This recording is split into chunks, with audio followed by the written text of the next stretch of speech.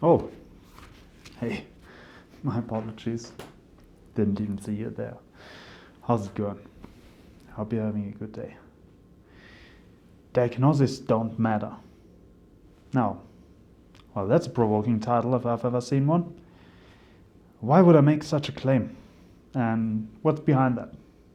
That's what I'm trying to figure out today. So, my name is Max, and I work as a mental health clinician. I'm a social worker by trade, and I'm working with high-risk youth as a counselor.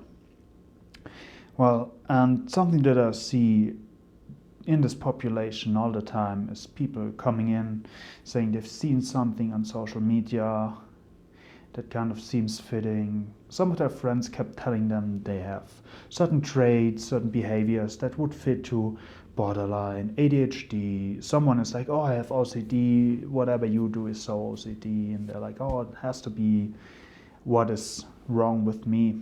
And while some of that might definitely bring people clarity or might be the nudge where someone might think, okay, maybe there is something that a psychiatrist or a therapist could help me figure out at some point, that's all right. Then that's something where I would say kind of makes sense to get that checked out. But there are two things that I find a little unsettling when it comes to diagnosis, especially in the time of social media. And speaking of that, that would especially be self-diagnoses, because that is something that is really hard to do. And even a diagnosis by a psychiatrist is still what you could call an educated guess. Because there's not exactly, you can't get your blood drawn and then the labs come back and they're like, oh, well, you have BPD. Or it has to be OCD. That's just not the case. It's all about behaviors, it's about internal processes, it's about how your mind works. And that all has to be translated by you to a psychiatrist and then has to be understood.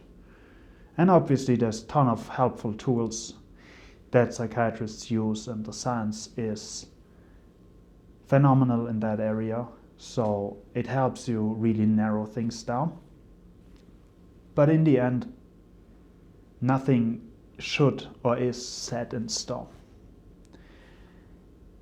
And if you get a diagnosis and you perceive that everything is set in stone for you, and you don't really know where you want to go with that, or you have, let's say, borderline personality disorder, and you have that as a label, and every time you try to accomplish something, a minor inconvenience happens, and you're like, has to be my BPD.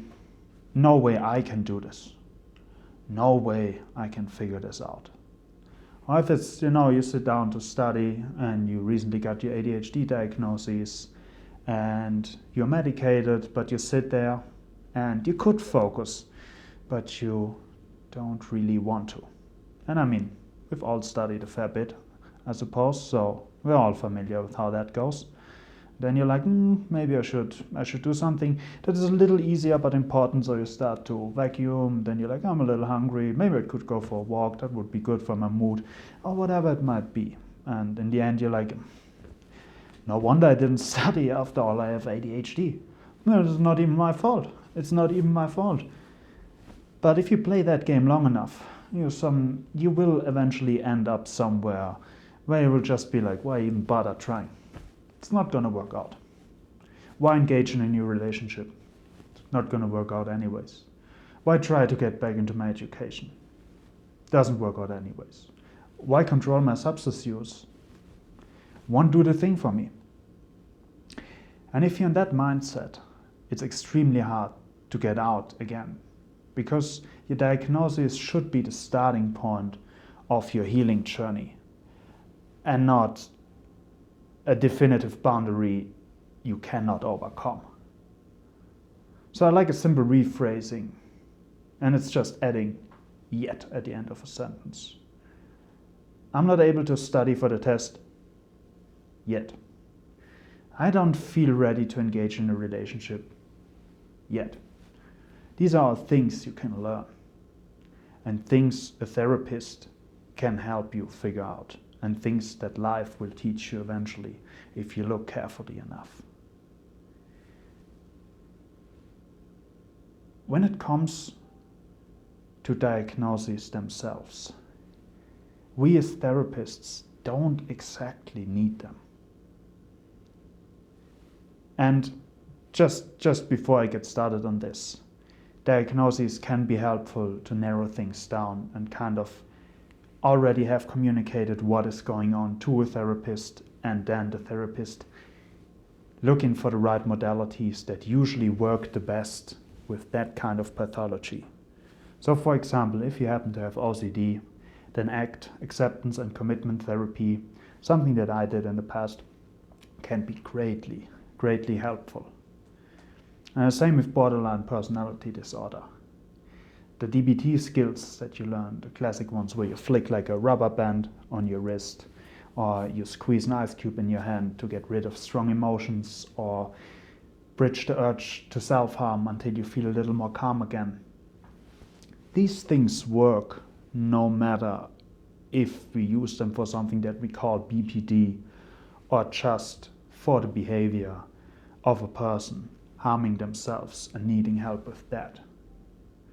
And for example, if we look at bipolar and BPD, which are both personality disorders, I would make the argument that they have more symptoms in common than they actually differentiate from one another.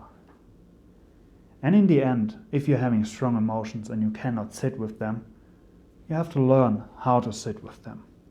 And that is what therapy will help you. Doesn't matter what you call it. Doesn't matter which label you give it.